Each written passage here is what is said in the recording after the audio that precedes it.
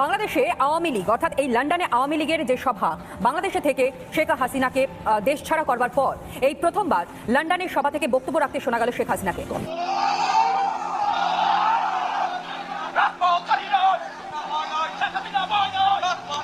নাকি আওয়ামী লীগের সমর্থন লুটপাট করে দুর্নীতি করে আঙুল ফুলে কলা গাছ হয়েছে, দেশে বিদেশে অবৈধ সম্পদের পাহাড় গড়েছে, এদের কি বিচার হতে হবে না? কারণ দায় মুক্তি দিয়ে আমাদের মাস্টার মাইন্ড খুনি ইউনূস সাহেব এটাই প্রমাণ করেছে যে এরা সব অপরাধী, এই সমস্ত অপরাধ তারা করেছে। একই সাথে মিছিল করেছে, ক্লোজ রেঞ্জে গুলি করা হয়েছে। একটা মেটিকুলাস প্ল্যান চলছে। যদি সবকিছু ঠিকঠাক থাকে, আগামী নির্বাচনে বিএনপির জন্য সবচেয়ে বড় রাজনৈতিক বাধা হিসাবে সামনে আসবে একটা রাজনৈতিক দল, আর সেই দলটা হবে বৈষম্য বিরোধী ছাত্র আন্দোলনের প্ল্যাটফর্মে আসা একটা রাজনৈতিক দল। আসসালামু আলাইকুম রহমতুল্লাহ, সবাই কেমন আছেন? আশা করি সবাই অনেক অনেক ভালো এবং সুস্থ আছেন। সবাইকে স্বাগতম জানাচ্ছি আমাদের আরেক নতুন ভিডিওতে। প্রতিদিনের মতো আমি আপনার রিয়াদ ফারুকী আবারও চলে আসলাম। বর্তমানে সারা দেশে সবচেয়ে আলোচিত যে বিষয়টা ইতিমধ্যে চলতেছে, তারই ধারাবাহিকতা বেশ কিছু ভিডিও ফুটেজ, যে ভিডিও ফুটেজ আপনারা ইতিমধ্যে ভিডিওর শুরুতেই বেশ কিছু অংশ বিষয় দেখে বুঝতে পেরেছেন আজকের ভিডিওটি কতটুকু গুরুত্বপূর্ণ হতে চলেছে। দর্শক, আর বেশি কথা না বাড়িয়ে আমি মূল আলোচনায় চলে যাচ্ছি। তার কারণ হচ্ছে যে ভিডিওটি অনেক লম্বা হয়েছে, তো আমি সংক্ষেপে করার ক্ষেত্রে মূল আলোচনায় চলে যাচ্ছি। তার আগে আপনারা যারা আমাদের ফারুকী অনলাইন ইউটিউব চ্যানেলটিতে এখনো নতুন প্লিজ আমাদের চ্যানেল সাবস্ক্রাইব করে সাথে থাকবেন। যারা ইতিমধ্যে সাবস্ক্রাইব করেছেন তাদেরকে অসংখ্য ধন্যবাদ জানিয়ে মূল ভিডিওতে চলে যাচ্ছি। সবাইকে অনুরোধ করবো এক মুহূর্তে না টেনে সবাই ভিডিওটি ধৈর্য সহকারে দেখার। লুটপাট করে দুর্নীতি করে আঙুল ফুলে কলা গাছ হয়েছে, দেশে বিদেশে অবৈধ সম্পদের পাহাড় গড়েছে, এদের কি বিচার হতে হবে না? জনসম্মুখে এদের বিচার হওয়া উচিত, যাতে আর ভবিষ্যতে কোনো ফ্যাসিস্ট বা স্বৈরাচারের সৃষ্টি না হয়। জাতির সাথে একটা প্রতারণার সামিল আর কি। তারা মানে এটা সিদ্ধান্তই নিয়েছে যে হাসি খুশি মুখে তারা মানে মিডিয়ার সামনে উপস্থিত হলে তাদের যারা নেতা কর্মী আছেন, যারা এখনো ঘাপটি মেরে বা পালাতক আছেন, তাদের মনোবলটাকে তারা জাগিয়ে তুলতে চান। এগুলি আসলে সম্ভব না। এটা তাদের একটা ব্যর্থ রাজনীতির একটা বহিঃপ্রকাশ। তারা মনে করছেন যে বাংলাদেশে কিছুই হয়নি। এই যে গণহত্যা হলো, আওয়ামী লীগ বা ফ্যাসিস্ট তারা কি আপনার একবারের জন্য জনগণের কাছে ক্ষমা চেয়েছে? তাদের মধ্যে কি অনুশোচনা বোধ আছে? বরঞ্চ তারা এইটার বিরুদ্ধে, এই গণবিপ্লবের বিরুদ্ধে তারা কিন্তু আপনার ষড়যন্ত্র করছে। এই হত্যাকাণ্ডের বিরুদ্ধে তারা কিন্তু মানে আজকে কথা বলছে না, তারা হত্যাকাণ্ডকে সাফাই গাচ্ছে। তো সেই জন্য এইসব মানে মেকি হাসি বা দিয়ে জনগণকে ভুল বুঝানো যাবে না, বা তাদের এই পালিয়ে থাকা নেতাকর্মীদের মনোবল তারা মানে জাগ্রত করতে পারবে না। এটা তাদের একটা রাজনৈতিক চাল, আবার যাতে তারা ফিরে আসে। এরকম দেখবেন যে আজকে তাদের বেশভূষাও বেশ আপনার মানে মনে হচ্ছে মন্ত্রী ভাব, এরকম একটা ভাব। কিন্তু আমাদের তো খবর আমরা রাখি জেলখানায় তারা কি অবস্থায় কান্নাকাটি করেন, কিভাবে কি করেন, এটা তো সকলেরই জানা, আমরা খবর তো পাই। তো যাই হোক, আমি সে কথাটা বলতে চাই না। আমি যেটা বলতে চাই, এগুলি পতিত স্বৈরাচার এবং ফ্যাসিস্টদের একটা কিন্তু এটা এরকমই একটা চরিত্র থাকে। আপনি দেখেন এরশাদকে যখন আপনার জেলে নেওয়া হলো, তখনও কিন্তু জেল থেকে যখন উনি কোর্টে গেছেন বা তখনও কিন্তু তার মধ্যে এরকম একটা ভাব আমরা দেখেছি। তো এগুলো বলে আসলে এরকম রাজনৈতিক চাল চেলে জনগণকে আর বিভ্রান্ত করা যাবে না। অবশ্যই জনগণের প্রত্যাশা, এই যে শেখ হাসিনা সহ গণহত্যার দায়ে যারা দায়ী তাদেরকে আপনার বিচার করতে হবে। নট অনলি গণহত্যা, গণতন্ত্রকে হত্যা করেছে, জনগণের অধিকারকে কেড়ে নিয়েছে। আপনার এই যে লুটপাট করে দুর্নীতি করে আঙুল ফুলে কলা গাছ হয়েছে, দেশে বিদেশে অবৈধ সম্পদের পাহাড় গড়েছে, এদের কি বিচার হতে হবে না? এই এত রক্তের কি ঋণ শোধ করতে হবে না? তো সেই কারণেই আজকে এই আমাদের যে বক্তব্য, যে দ্রুত এর বিচারটা হওয়া উচিত, এদের বিচার এবং জনসম্মুখে এদের বিচার হওয়া উচিত, যাতে আর ভবিষ্যতে কোনো ফ্যাসিস্ট বা স্বৈরাচারের সৃষ্টি না হয়। কোনো সরকার যেন আর ফ্যাসিস্ট হিসাবে আবির্ভূত না হয়, স্বৈরাচার হিসাবে আবির্ভূত না হয়। এই জন্য দৃষ্টান্তমূলক একটা শাস্তি জনসম্মুখে হওয়া উচিত। এবং সেটা যদি আইনের মধ্যে হয়, আইনের মধ্যে যদি থাকে যে প্রকাশ্যে টেলিভিশনে সরাসরি লাইভ প্রচার হবে, হতেই পারে। এটা আমাদের দেশে নতুন, তো আমাদের দেশে নতুন হলেও এটা আমরা আগ্রহের সাথে লক্ষ্য করব বা অপেক্ষা করছি যে আমরা এই বিচার কার্যটা আমরা অবলোকন করতে চাই। আসলে আওয়ামী লীগের তো নিজস্ব রাজনীতি বলে কিছু নাই, তারা দেউলিয়া হয়ে গেছে। তো এখন ফাঁকা আওয়াজ দিয়ে তারা এইসব তাদের কর্মীদেরকে তারা মানে আবার সামনে নিয়ে এসে তাদেরকে জনরোষের মধ্যে ফেলার তারা চেষ্টা করতেছে। কই এইসব কর্মীদেরকে যখন ফেলে হাসিনা চলে গেল বা তাদের ওবায়দুল কাদের বা অন্য নেতারা চলে গেল, একবারও তো তাদের কর্মীদের কথা তারা ভাবে নাই। বরঞ্চ এই যাওয়া মানে পতনের আগের দিনও তাদের কর্মীদের হাতে অস্ত্র তুলে দিয়ে জনগণের বিরুদ্ধে তাদের কর্মীদেরকে দাঁড় করিয়ে জনরোষের মধ্যে ফেলে দিয়ে তারা কিন্তু পালিয়ে গেছে। এখনো তারা পালাতক অবস্থায় থেকে আপনার বিদেশে আরাম আয়েশ করে কাটিয়ে বিদেশি প্রভুদের মানে তাদের ছায়ায় তারা এইসব হুঙ্কার ছেড়ে ফাঁকা আওয়াজ দিয়ে তাদের নেতাকর্মীদেরকে আবার গর্ত থেকে বের করে এনে আপনার জনরোষের মধ্যে ফেলে দেওয়ার চেষ্টা করতেছে। এটাই তো তাদের অপরাজনীতি। আমরা বলবো যে এসব অপরাজনীতি করে আসলে কোনো লাভ নেই। দেশ, জাতি, জনগণ অবশ্যই এদের বিরুদ্ধে ছিল, আছে এবং থাকবে, কারণ এদের কোনো ক্ষমা নাই। তারা গণহত্যা করেছে, গণহত্যার দায়ে তারা মানে দোষী। সেই কারণে এই যে দিবসকে বিভিন্ন দিবসকে কেন্দ্র করে আপনার নূর হোসেন দিবসে তারা এই যে আহ্বান জানালো, কয়জন ছিল তাদের, কয়জন ছিল সেখানে? যে 4-5 জন বা 10 জনকে আমরা দেখেছি, তাদেরকে সেই দৌড় প্রতিযোগিতা আপনার জনগণ প্রত্যক্ষ করে নাই, জনগণের রোশনালে পড়তে তাদেরকে দেখে নাই। তো এই জন্য আমরা বলবো এইসব করে তাদের নিরীহ কর্মীদেরকে আর যাতে জনরোষে তারা না ফেলে। নিজেদের ভাগ্য তো তারা নিজেরাই লিখে রেখেছিল, সেই ভাগ্যের কি হবে সেটা হবে অবশ্য ভবিষ্যতেই জানা যাবে। তাদের কর্মীদেরকে বলবো এই যে তাদের এই যে মরীচিকার যে নেতৃত্ব, তারা নেতৃত্ব তো ব্যর্থ, এই দেশের জনগণ থেকে প্রত্যাখ্যাত। এইসব মানে গুন্ডা খুনি নেতৃত্বের আস্ফালনে তারা যেন আর না নাচেন এবং তারা যাতে আর জনগণের বিপক্ষে যেন আর না দাঁড়ান।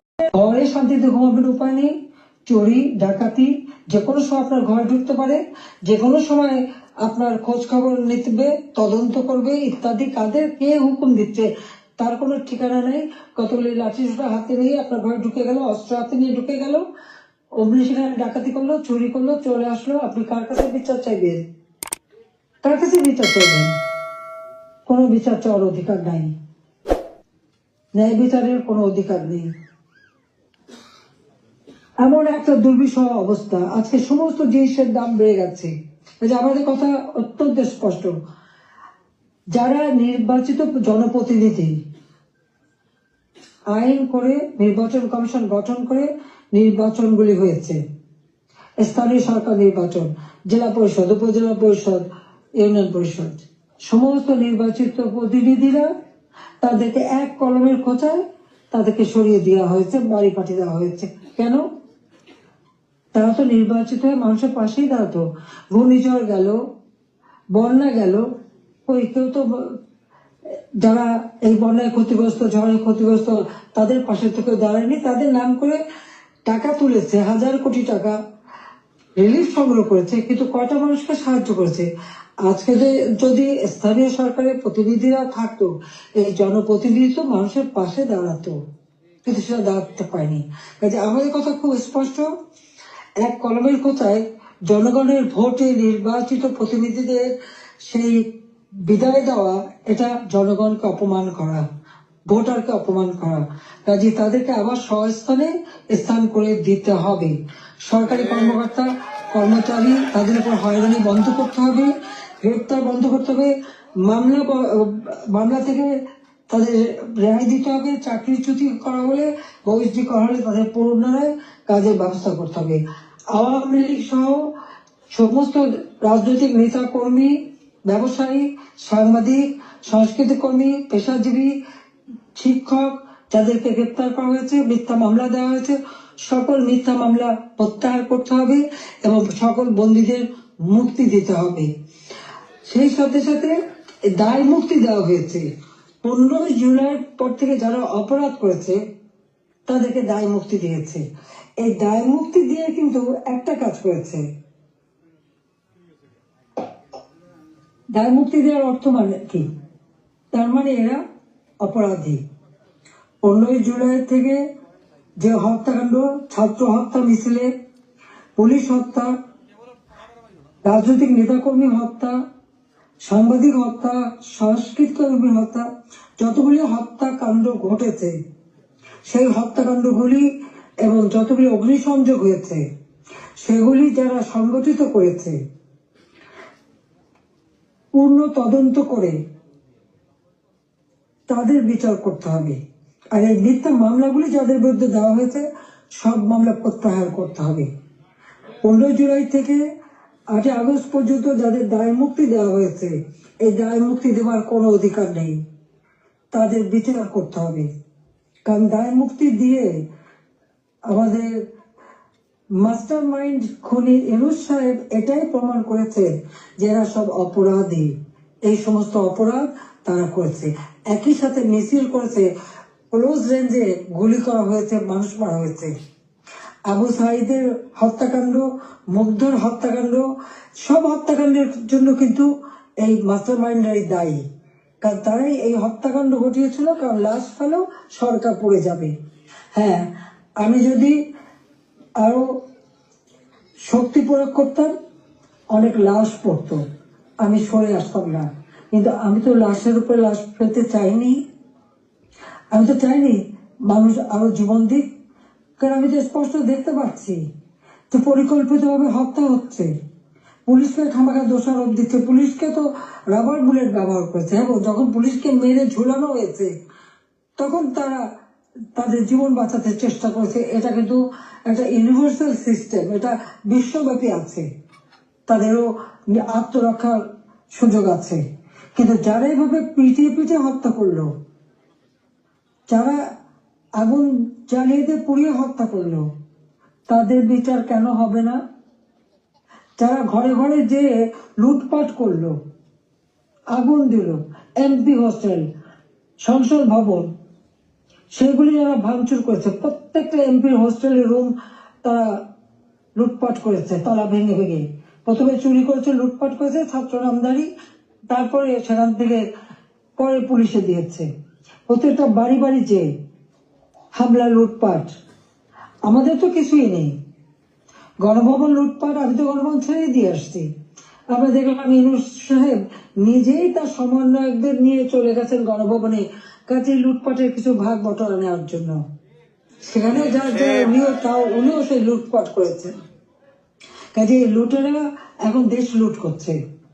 শেয়ার মার্কেটে লক্ষ কোটি টাকা পাচার হয়ে গেল, কোথায় গেল ওই টাকা? ব্যাংকগুলি এক এক করে সব বসে যাচ্ছে। কেন? অর্থনীতিকে এভাবে কেন ধ্বংস করলো? যেখানে মাথা পিছু আয় আমরা বাড়িয়েছিলাম, আমরা আজকে আন্তর্জাতিকভাবে স্বীকৃত যে বাংলাদেশ উন্নত হচ্ছে, 35তম অর্থনীতির দেশ। আমাদের লক্ষ্য ছিল, আমরা প্রকৃতপক্ষে 25তম আমরা করে ফেলেছিলাম। আমরা আরো উন্নত করতাম, 26 সালের মধ্যে বাংলাদেশ আরো এগিয়ে যেত। 41 সালের মধ্যে বাংলাদেশকে আমরা একটা আধুনিক স্মার্ট বাংলাদেশ গড়ে তুলব, সেই লক্ষ্য নিয়ে আমরা কাজ করছিলাম। কেন বাংলাদেশের অগ্রযাত্রা ব্যাহত করা হলো, সেই জবাব এই খুনি ইউনূস, ফ্যাসিবাদ, স্বৈরাচার, তাকে দিতে হবে। সেই জবাব তাকে দিতে হবে, তার ওই মাস্টার মাইন্ড এবং তার সমন্বয়কদের দিতে হবে, তার উপদেষ্টাদের দিতে হবে। বলে হাসিনার বিচার করবে, কি বিচার করবে? আমি তো কি অন্যায় করেছি? গরিবের পেটে ভাত দিয়েছি, এটা অন্যায়? দারিদ্র মুক্ত করেছি, এটা অন্যায়? জনগণকে কথা বলার সুযোগ দিয়েছি, ভোটের অধিকার ফিরিয়ে দিয়েছি, হত্যাকুশ ষড়যন্ত্র রাজনীতি বন্ধ করেছি, এইগুলি আমার অন্যায়? আমার হাত দিয়ে তো কোনো খুন হয়নি, আমি তো মানুষের জীবন নিতে আসিনি, আমি মানুষের জীবন দিয়েছি, জীবন উন্নত করেছি। যারা জীবন নিয়েছে, যারা হত্যাকাণ্ডের সঙ্গে জড়িত, তাদের বিচার হবে। এবং সংবিধানের 7ম অনুচ্ছেদে খ অনুযায়ী কেউ যদি অবৈধভাবে ক্ষমতা দখল করে তার বিচার হয়। জনপ্রতিনিধি আরেকজন জনপ্রতিনিধির কাছে ক্ষমতা হস্তান্তর করতে পারে। আমি তো সেই সুযোগ পাইনি। হ্যাঁ, আমি সরে এসেছিলাম যেন লাশের উপরে লাশ না পড়ে, সেই জন্য। দুর্ভাগ্যের বিষয় যে থামেনি। একদিন ইনশাআল্লাহ সেই দিন আসবে, এই খুনিদের বিচার একদিন বাংলা মাটিতে হবেই হবে। সেটা আমরা করব, যেমন যুদ্ধ অপরাধীদের বিচার করেছি, 15 আগস্টের হত্যাকারীদের বিচার করেছি। আমি জানি এই যুদ্ধ অপরাধীদের বিচার করেছি বলে আমার বিরুদ্ধে মামলা, এবং আইসিটিতে ওই আন্তর্জাতিক যে ট্রাইব্যুনাল আমরা করেছিলাম যুদ্ধ অপরাধীদের বিচার করতে, আজকে সেই কোর্ট করে সেখানে আমার মামলা হবে, সেখানে আমার বিচার হবে। কেন? সেই সময় যুদ্ধ অপরাধীদের যে ডিফেন্সে ছিল তাকেই করেছে চিফ প্রসিকিউটর এই আইসিটি। আর জামাতের একটা দল হয়েছিল এবি পার্টি, সেই পার্টির যে একজন প্রেসিডেন্ট ছিল সে হয়ে গেছে এই আইসিটির চেয়ারম্যান। তো সেখানে ন্যায় বিচার কি করে হবে? আর এটা কিভাবে করে? এটাও তো একটা বিচারের একটা নর্মস, তাতে পড়ে না, কিন্তু গায়ের জোরে সব করবে তারা। কারণ তাদের হাতে অস্ত্র আছে, লাঠি আছে, পেট্রোল বাহিনী আছে, সন্ত্রাস বাহিনী আছে, সেটা দিয়ে তারা এই বিচার করতে চায়। এটাই তারা করবে, এটাই তাদের লক্ষ্য। যাক, আমি অনেক সময় নিলাম, আপনারা ধৈর্য ধরে আমার বক্তব্য শুনেছেন, আমি আপনাদেরকে আন্তরিক ধন্যবাদ জানাই।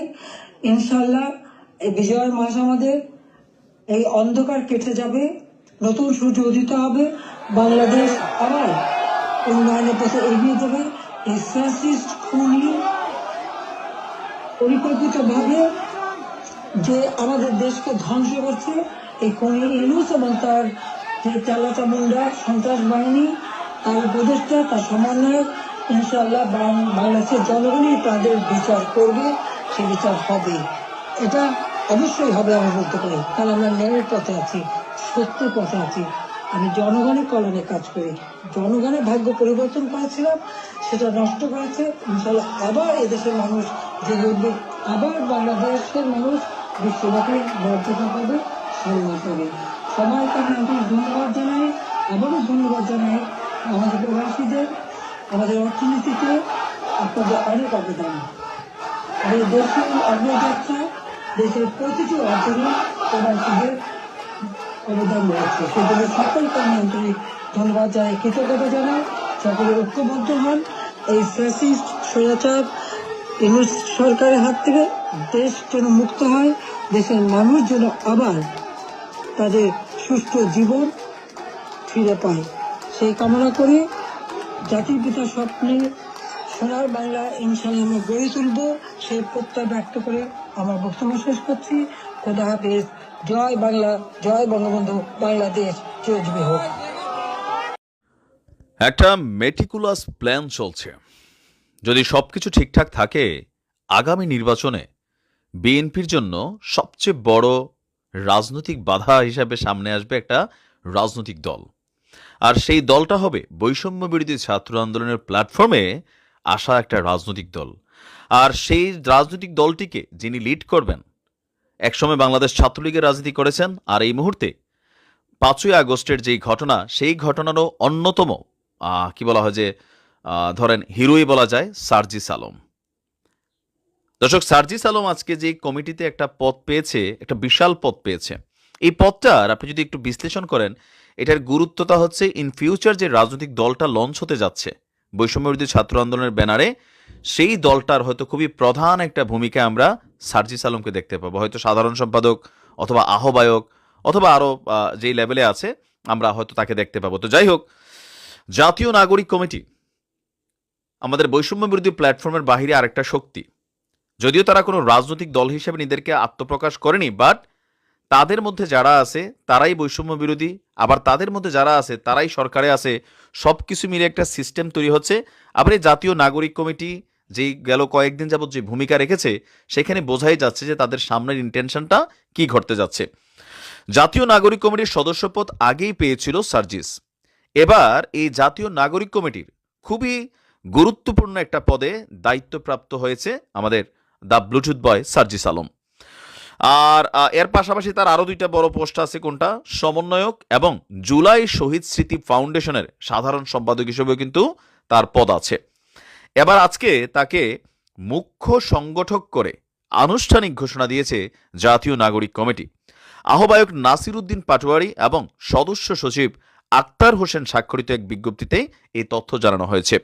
বিজ্ঞপ্তিতে বলা হয়েছে, ফ্যাসিবাদী ব্যবস্থার বিলোপ এবং নতুন রাজনৈতিক বন্দোবস্ত বাস্তবায়নের কার্যক্রমকে সম্প্রসারিত করার লক্ষ্যে জাতীয় নাগরিক কমিটির কেন্দ্রীয় সদস্য সার্জিস আলমকে মুখ্য সংগঠক পদে মনোনীত করা হলো।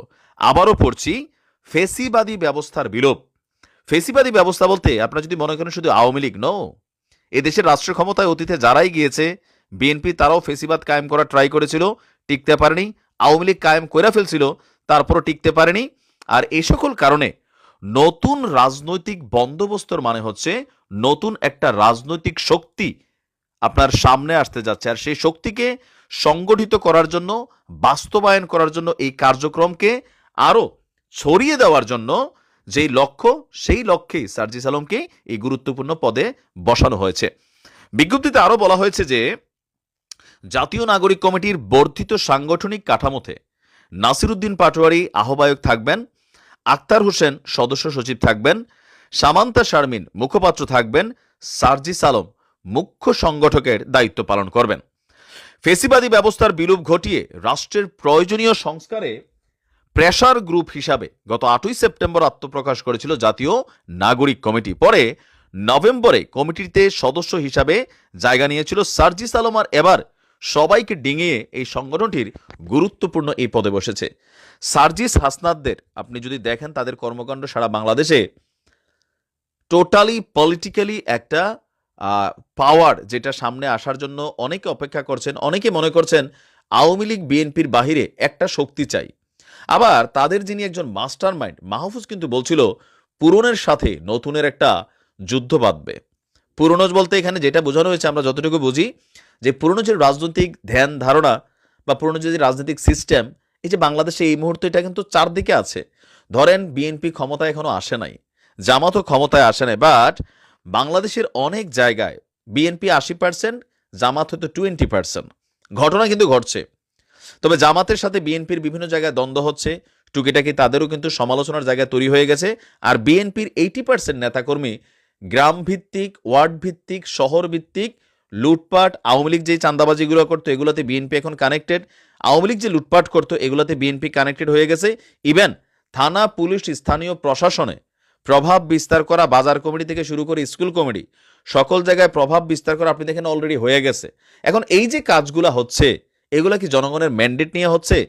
না, আওয়ামী লীগ নাই, মাঠখালি বিএনপি আসবে, পাবলিক এটাকে মেনে নিচ্ছে।